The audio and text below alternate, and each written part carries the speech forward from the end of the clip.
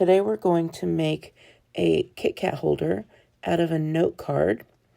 We're going to chop off the top at 3 inches.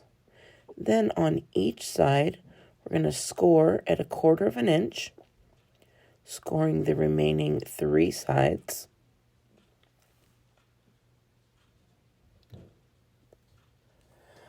Next, we're going to take our handmade tag punch and clip out the top just like that.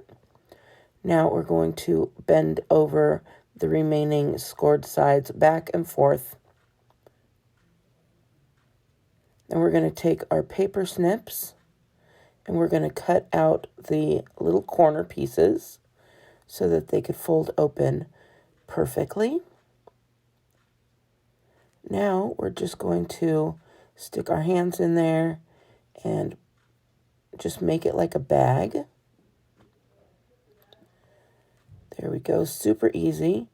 Now, once we have that, we can go ahead and fit our Kit Kat right in there, and it is ready to decorate.